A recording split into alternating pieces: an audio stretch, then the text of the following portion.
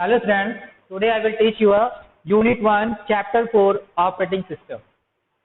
Students, in this chapter we will know about what is operating system, and first of all we will start some introductions of operating system. Let's start this session, and now we will go to the next slide. Today's the first topic is introduction. And introductions, students, you also know about operating system is the most essential system software that manages the operations of a computer. Without an operating system, it is not possible to use the computer. The computer is useless unless it is provided an essential software that makes it ready to use. Students, जैसा कि आप लोग जानते हो कि जो operating system होता है वो एक एसेंशियल सॉफ्टवेयर होता है, एक महत्वपूर्ण सॉफ्टवेयर जिसे हम कहते हैं कि जिसका बिना मतलब कि कंप्यूटर क्या होता है, जो कि कंप्यूटर ऑपरेशन अपना परफॉर्म करता है। जो प्रोसेसिंग होती है वो सॉफ्टवेयर की हेल्प से ही वो क्या करता है, ऑपरेशन को परफॉर्म करता है। बिना ऑपरेटिंग सिस्टम्स के आप अपने सिस्टम पर वर्क नहीं कर सकते। ओके, तो इसलिए जब भी अगर हमें कोई भी काम करना होता है तो हमें ओएस की जरूरत होती है, जो कि हमारे वर्क को जिससे कि हमारा जो सिस्टम होता है, जब हमारे सिस्टम में ऑपरेटिंग सिस्टम पड़ा होता है तभी वो क्या होता है, यूज करने के लिए प्रिपेयर रहता है सिस्टम, तभी जाके हम उस सिस्टम का यूज कर सकते हैं, नहीं तो विदाउट हम ऑपरेटिंग सिस्टम के हम वर्क नहीं कर सकते। तो चलते हैं, देखते हैं ये ऑपरेटिंग सिस्टम है क्या, जिसकी हम बार बार नाम ले रहे हैं और बोल रहे हैं। तो चलते हैं, स्टार्ट करते हैं। What is an operating system? तो अगर हम ऑपरेटिंग सिस्टम की बात करेंगे student, when the computer is switched on, जैसे ही हम कंप्यूटर को स्विच ऑन करते हैं, the first thing that it needs in the operating system means, जैसे हम कंप्यूटर को ऑन करते हैं तो सबसे पहले हमें कंप्यूटर ऑपरेटिंग सिस्टम की जरूरत होती है।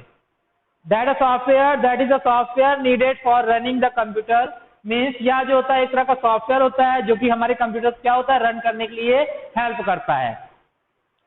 The computers, most of the time you would not see the working of the operating system, mostly work in the background। क्योंकि आप लोग जब देखते हो कि आपका कंप्यूटर जो आपका ऑपरेटिंग सिस्टम जो वर्क करता है, आपके वो फ्रंट पे वर्क नहीं करता, आपको वर्क करते हुए नहीं दिखाते वो कैसे वर्क कर रहा है। ये सब प्रोसेसिंग उसकी क्या होती है, बैकग्राउंड में होती है। सारी प्रोसेसिंग, आप जो भी सॉफ्टवेयर ओपन कर रहे हो, आप जो भी काम कर रहे हो, क्या आपने वर्क उसे प्रोसेस करने के लिए किया है, ये सब सारा काम आपको दिखाई तो देता नहीं है, बट वो सब क्या वर्क होता है, वो आपके बैकग्राउंड पे आपका वर्क होता है, ये सारे पूरे काम। तो अब चलते देखते हैं इसकी डेफिनेशन की कि ऑपरेटिंग सिस्टम होता क्या है।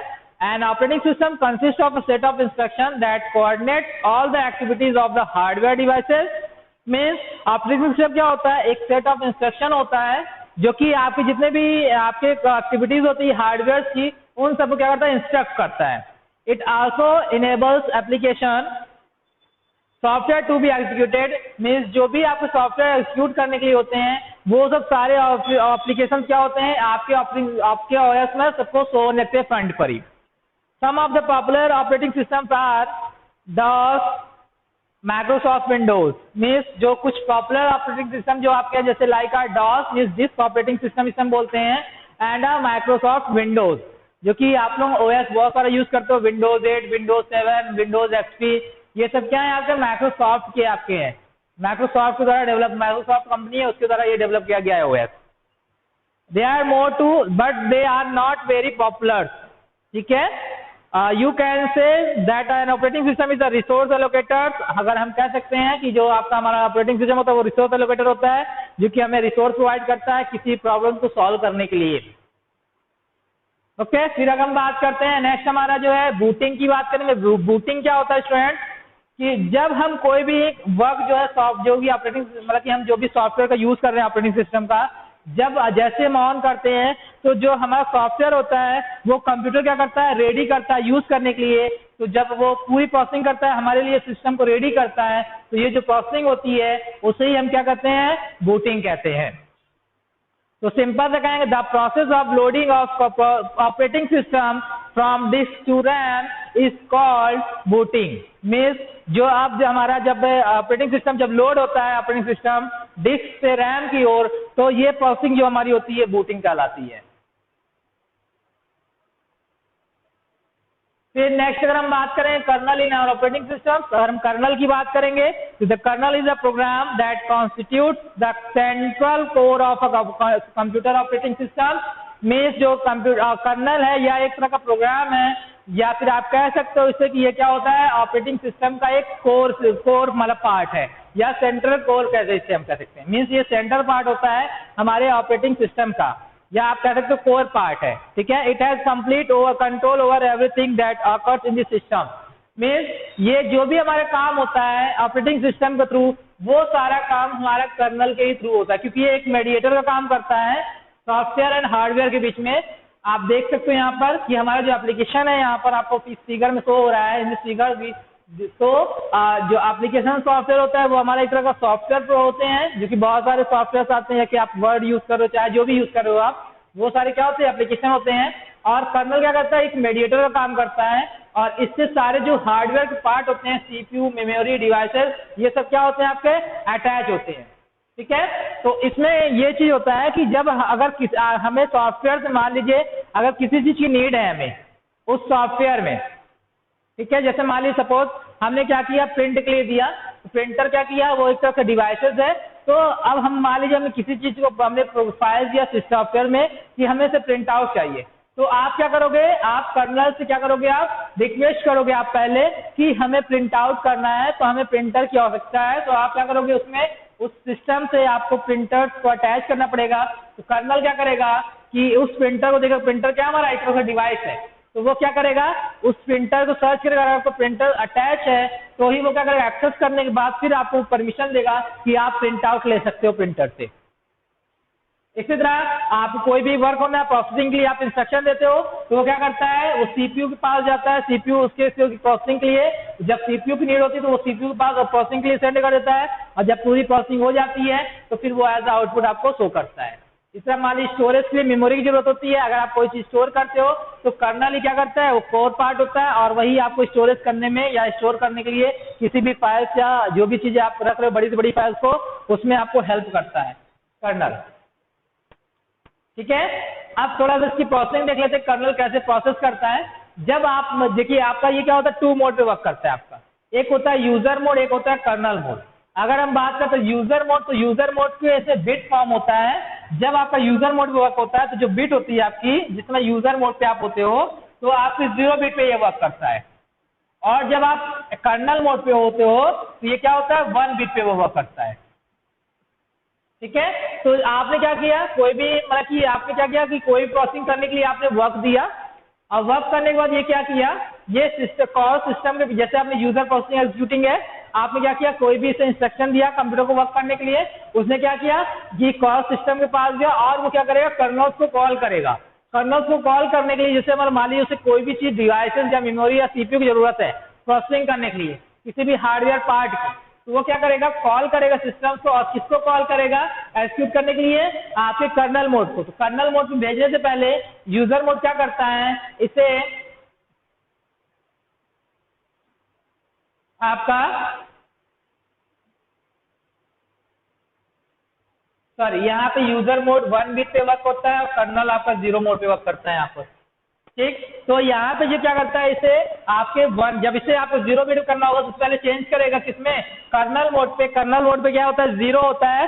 तो जब यहाँ पे आएगा सेंड करेगा, तो कर्नल मोड क्या करेगा, देखेगा कि उसे किस चीज की डिवाइस की जरूरत है। जब वो उस डिवाइस जिस भी डिवाइस की जरूरत होगी उसे आपको प्रोवाइड करेगा, और आपकी जब पूरी उसकी प्रोसेसिंग हो जाएगी तो वो फिर क्या करेगा, रिटर्न करेगा, और उस प्रोसेसिंग के आउटपुट दिखाने के लिए तुरंत यहाँ पे उसे जैसे रिटर्न करने के लिए प्रोसेस आएगा, तुरंत उसे क्या करेगा, यूजर मोड पे चेंज कर देगा।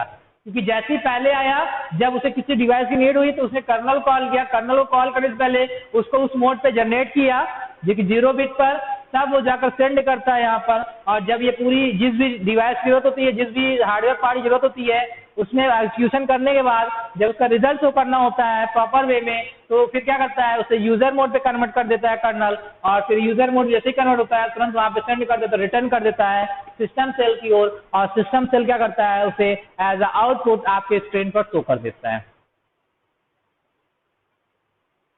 तो आई होप आप लोगों को कर्नल इन ऑपरेटिंग सिस्टम अच्छे से समझ में आ गया होगा कि कर्नल होता क्या है और ये कैसे वर्क करता है। चलते हैं नेक्स्ट स्लाइड पर, देखते हैं नेक्स्ट स्लाइड पे क्या हमारा है, फिर उसको हम देखते हैं। अब file system, student file system की अगर हम बात करते हैं, फाइल सिस्टम होता क्या है? A file is a collection of related information defined by it's creator. Means एक तरह का ये क्या होता है आपका कई सारे इंफॉर्मेशन का जो भी कलेक्शन होता है, कि जिसमें कई सारे इंफॉर्मेशन क्या होती है, एक दूसरे रिलेटेड होती है, उनका कलेक्शन होता है जो कि क्रिएटर के द्वारा इसे क्रिएट किया जाता है। A file system is a method of organizing and retrieving files from a storage medium. Means यह जो फाइल सिस्टम होता है एक तरह का मेथड होता है जिसमें कि हम कई सारी फाइल्स या इंफॉर्मेशन को एक ऑर्गेनाइज मैनर में हम स्टोरेज पर्पज का यूज करके वहां पर हम एक जगह स्टोर करते हैं। मीन्स एक मीडियम का यूज करते हैं, स्टोरेज मीडियम का, और वहां पर एक जगह क्या करते हैं, रखते हैं अपनी फाइल्स को। और वो स्टोरेज मीडियम होता क्या है, चाहे वो आपका रैम हो सकता है, हार्ड डिस्क का हार्ड ड्राइव जिसे हम कहते हैं, जो भी है वहां पे चाहे मेमोरी होती है वहां पे हम उसको चिप होता है, तो वहां पर हम एक ऐसा स्टोरेज पर्पज वहां पे हम स्टोर करते हैं। File system usually consist of a file separated into groups of file directories. जब कई सारी फाइल्स एक ग्रुप में कलेक्ट होती है तो उसे हम डायरेक्टरी कहते हैं। मीन्स क्या होता है, एक पूरी तरह से डायरेक्टरी बन जाता है जिसमें कई सारी फाइल्स का क्या है, कलेक्शन होता है। ठीक है,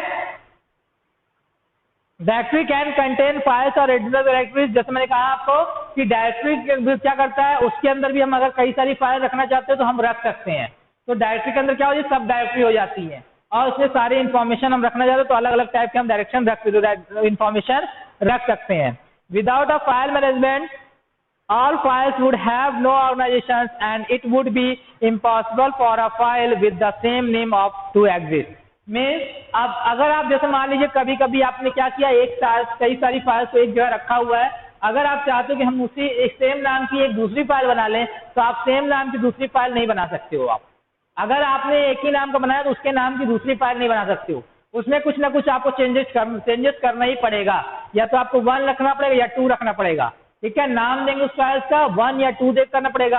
आप अगर चाहो कि आपने एक नाम का फाइल बनाया हुआ है, उस नाम से आप दूसरी फाइल नहीं क्रिएट कर सकते हो। ओके स्टूडेंट, ये आपका फाइल सिस्टम होता है कि जिस तरह से वो हमें क्या करता है कि हमारे डायरेक्टरीज को एंड डायरेक्शन प्रोवाइड करता है, डायरेक्टरीज क्रिएट करता है, सब डायरेक्टरीज की आसानी से उस फाइल को हम एक जगह कलेक्ट कर सकते हैं, कहीं एक जगह स्टोरेज कर सकते हैं, और जब भी हमें फाइंड आउट करना हो हम आसानी से उस फाइल को फाइंड आउट कर सकते हैं। फिर नेक्स्ट चलते हैं, नेक्स्ट हमारा जो हेडिंग है हमारा है जो टाइप्स ऑफ ऑपरेटिंग सिस्टम। तो चलते हैं इसके हम टाइप्स को देखते हैं, ऑपरेटिंग सिस्टम के टाइप्स है क्या।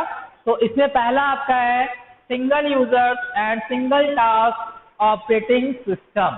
तो अगर हम single user and single task operating system की बात करते हैं तो it is used on a stand alone single computer for performing single task. Means जब हम किसी सिंगल टास्क परफॉर्म करते हैं तो उसके लिए हमें एक सिंगल कंप्यूटर की नीड होती है, यूजर्स को सिंगल यूजर्स की जरूरत होती है और सिंगल कंप्यूटर्स की जरूरत होती है।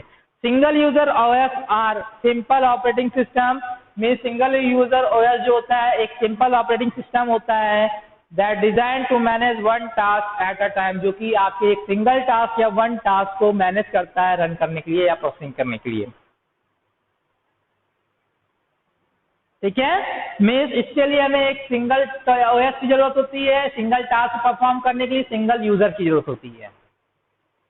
फिर नेक्स्ट हमारा है multi user operating system.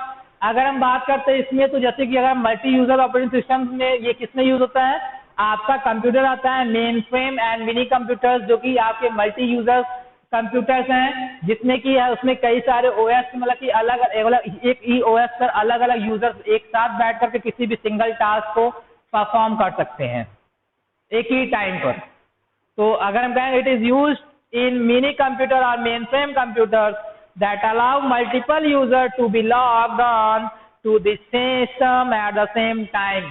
Means कई सारे यूजर्स जो हैं एक ही सिस्टम पर एक ही टाइम पर लॉग इन कर सकते हैं, also to use the same application and data and communicate with each other, और वो सेम डेटा सेम इंफॉर्मेशन से सेम चीजों पर वो कम्युनिकेट कर सकते हैं और उस पर वर्क कर सकते हैं। जैसे इसमें आपका मल्टी यूजर कौन कौन सा आपका है, लिनक्स है एंड यूनिक्स है। उसमें आप सेम टाइम पे आप एक ही लॉगिन आईडी पर वो लॉगिन कर सकते हैं और वो आसानी से उस पर वर्क कर सकते हैं। एंड मल्टी प्रोसेसिंग की अगर हम बात करेंगे, मल्टी प्रोसेसिंग ऑपरेटिंग सिस्टम क्या होता है? It has 2 or more processor for a single running process. Means इसमें क्या होते हैं, एक या दो या दो से अधिक प्रोसेसर का यूज किया जाता है किसी सिंगल रनिंग प्रोसेस के लिए। Processing takes place in parallel. जो प्रोसेसिंग होती है वो क्या होता है, एक पैरेलल फॉर्म में क्या होती है, वो प्लेस लेता है, जो कि ये क्या कहलाता है, इस टाइप जो पैरेलल फॉर्म में प्रोसेसिंग होती है उसे हम पैरेलल प्रोसेसिंग बोलते हैं। Each processor works on a different part of the same task. जो ये हर एक प्रोसेसर क्या होता है कि इनके अलग अलग पार्ट होते हैं, जो कि किसी भी सेम टास्क को परफॉर्म करने के लिए अलग अलग पार्ट्स के थ्रू ये वो क्या करता है, वर्क करता है। वह on 2 or more different task, ये क्या करता है, अलग अलग प्रोसेसर के साथ हम सेम टास्क भी परफॉर्म कर सकते हैं। अलग अलग जो भी टास्क होते हैं या डिफरेंट टास्क होते हैं उनसे भी हम क्या करते हैं, परफॉर्म कर सकते हैं एक ही टाइम पर। Since execution takes place in parallel, जब ये एग्जीक्यूशन प्लेस लेता है पैरेलल टाइम में, they are use for high speed execution. तो ये बहुत ही तेजी के साथ हाई स्पीड का एग्जीक्यूशन के लिए वर्क करता है, यूज करता है, एंड अपने पावर्स के कंप्यूटर्स को इंक्रीज करता है। अब ये मल्टी प्रोसेसिंग ऑपरेटिंग सिस्टम कौन कौन से होते हैं? Linux, Unix and Windows 7। ये आपके मल्टी प्रोसेसिंग ऑपरेटिंग सिस्टम है।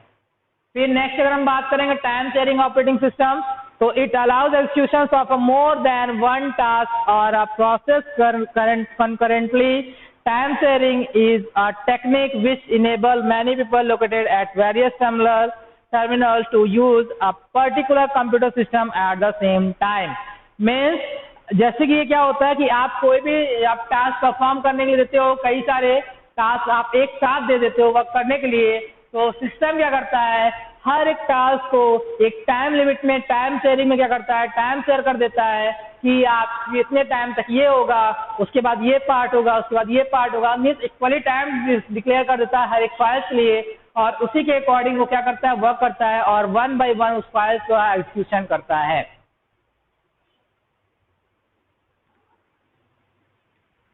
अब ये इसके ऑपरेटिंग सिस्टम कौन कौन से? Windows 95 and all later version of Windows. ये सब आपके क्या है, टाइम शेयरिंग ऑपरेटिंग सिस्टम है। फिर रियल टाइम ऑपरेटिंग सिस्टम क्या होता है आपका? तो अगर हम रियल टाइम ऑपरेटिंग सिस्टम की बात करेंगे स्टूडेंट, तो it is a multitasking operating system design for real time application like robotics. Means ये क्या होता है, एक तरह से मल्टीटास्किंग ऑपरेटिंग सिस्टम होता है रियल टाइम ऑपरेटिंग सिस्टम, जो कि आपके रियल टाइम पे एप्लीकेशन जो होती हैं उन पे ये वर्क करता है। जब रियल टाइम मतलब जो प्रेजेंट टाइम पे ही तुरंत वर्क करे।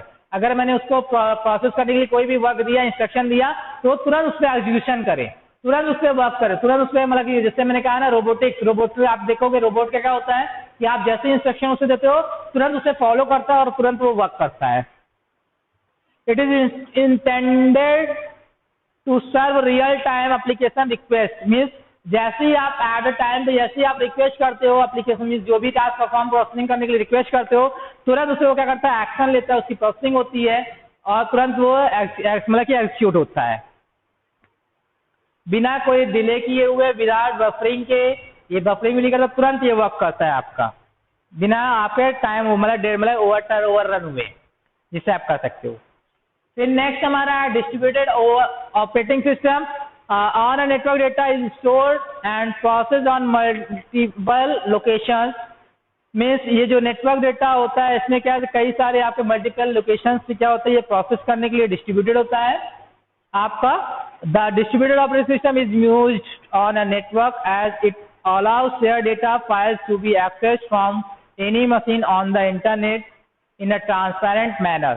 मीन्स जितने भी आपके ऑपरेटिंग सिस्टम डिस्ट्रीब्यूटेड होते हैं नेटवर्क के थ्रू, उसको ये अलाउ करता है कि आप कोई भी फाइल्स और कोई भी डेटा आसानी से नेटवर्क के थ्रू एक मशीन से दूसरे मशीन पर आप शेयर कर सकते हो एक ट्रांसपेरेंट मैनर में। ठीक है, ये सब पूरे क्या होते हैं, एक ट्रांसपेरेंट मैनर के थ्रू आप कोई भी फाइल्स डेटा को आप शेयर कर सकते हो। We can insert and remove the data, can even access all the input output devices.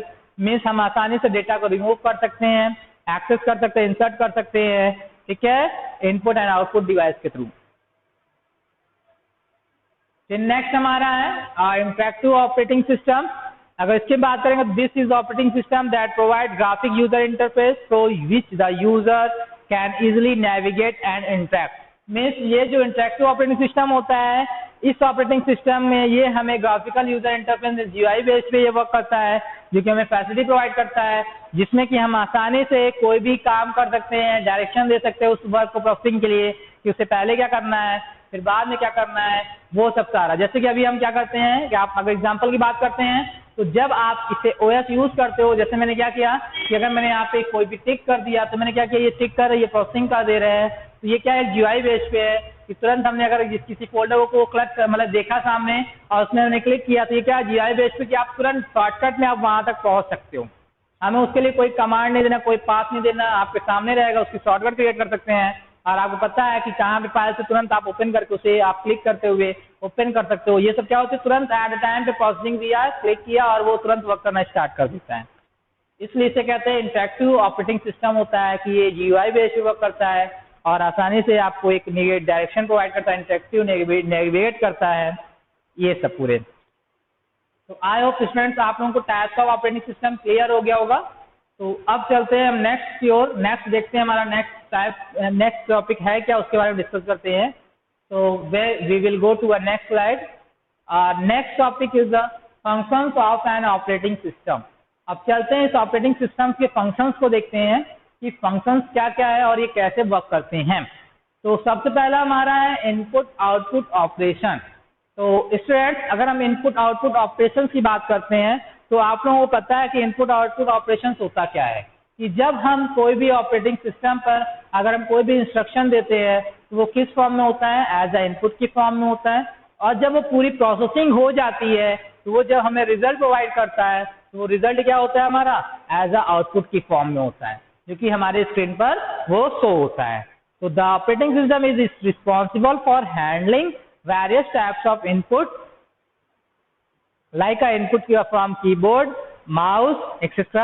or it is the same various types of output in the appropriate manner like आपका monitors and आपके printers, ठीक है, etcetera. ये सब क्या होते हैं आपके, इसके थ्रू आपको आउटपुट एंड इनपुट की ऑपरेशन परफॉर्म करता है ऑपरेटिंग सिस्टम। फिर नेक्स्ट अगर हम देखेंगे हैंडलिंग फाइल सिस्टम, तो हैंडलिंग फाइल सिस्टम की बात करेंगे स्टूडेंट, तो this take involve the making of decision regarding the storage of files. Means ये ऑटोमेटिक डिसीजन लेता है फाइल्स के रिगार्डिंग कि कैसे फाइल्स को मैनेज करना है, कहाँ पे स्टोर करना है, कैसे आप जहाँ पे स्टोर करते हो वहाँ पे वो फाइल्स को स्टोर करता है और उन्हें कैसे मतलब मैनेज करना है, ये सब सारा काम आपका OS का होता है।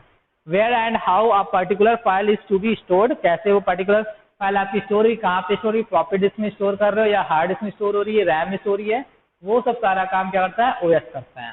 एग्जीक्यूशन ऑफ अ प्रोग्राम, अगर हम एग्जीक्यूशन ऑफ प्रोग्राम की बात करेंगे student, the operating system is responsible for executing various program whether user program और सिस्टम प्रोग्राम। मीन्स ये जो आपका ऑपरेटिंग सिस्टम होता है, जब हम कोई भी टास्क परफॉर्म करने के लिए देते हैं, एग्जीक्यूट करने के लिए देते हैं, तो वो क्या करता है, आसानी से उस प्रोग्राम को देखता है, उसकी प्रोसेसिंग समझता है और उसकी प्रोसेसिंग करने के बाद उसकी पूरे प्रोग्राम को एग्जीक्यूट करने का काम करता है। और आपके वो जो भी क्या जहाँ पर भी हो, जिस टाइप का प्रोग्राम हो, चाहे किसी भी टाइप का, तो उसकी एग्जीक्यूशन आपको शो करना है। उस प्रोग्राम के एग्जीक्यूशन को शो करना है, कैसे वो शो करेगा, कैसे दिखेगा उसका आउटपुट, वो सब सारे काम, उसकी प्रोसेसिंग कैसे होनी है, ये सब आपके एग्जीक्यूशन ऑफ प्रोग्राम में होते हैं। Detection of errors means, as the name suggests, detection. What is the detection of errors? Detection of errors, operating system is also responsible for detecting any types of errors that occurs and then properly handling it. Means जो आपका operating system होता है, ये आपके error को भी detect करने का काम करता है, उसके लिए रिस्पॉन्सिबल होता है कि आपके जो भी फाइल्स या जो भी इंस्ट्रक्शन आप दे रहे हो, उसमें एरर कहाँ आ रही है, उस चीज को शो करना और उस चीज को फाइंड आउट करने के बाद उसको सॉल्व करना, ये सब सारा काम क्या करता है आपके डिटेक्शन ऑफ एरर्स में। मिस एरर फाइंड आउट करना में इसका काम होता है कि एरर कहाँ पे आ रही है और उसको आपको बताना और उसे प्रॉपर कैसे हैंडल करना है, वो यूजर का काम होता है। इंफॉर्मेशन एंड रिसोर्स प्रोटेक्शन, इसमें अगर स्टूडेंट्स अगर हम बात करते हैं, the operating system is responsible for ensuring that the information and resource available on machine are use in the correct way, means जो आपने जो भी इंफॉर्मेशन दिया हुआ है या फिर जो भी रिसोर्सेज आप अवेलेबल किए हो मशीन के द्वारा वो एक करेक्ट वे में है या नहीं है, उनको के बारे में बताना इसका आपका काम होता है। The operating system files the attempt to use the incorrectly. अगर आपका कोई भी वहाँ पे एरर आता है तो वो तुरंत आपको वहाँ पे अलर्ट कर देता है कि ये एरर है, आपको इससे पहले आप सॉर्ट आउट करो, फिर आपका आगे की प्रोसेसिंग होगी। ठीक है, तो स्टूडेंट आई होप आप लोगों को ये functions of an operating system समझ में आ गया होगा। और अभी तक जो भी मैंने आपको बताया, जितने भी अभी टॉपिक मैंने बताया, तो आई होप आप लोगों को क्लियर हो गया होगा। तो आज के लिए हम इतना ही रखते हैं और अब हम इसके आगे देखेंगे नेक्स्ट वीडियो में। Thank you, have a nice day.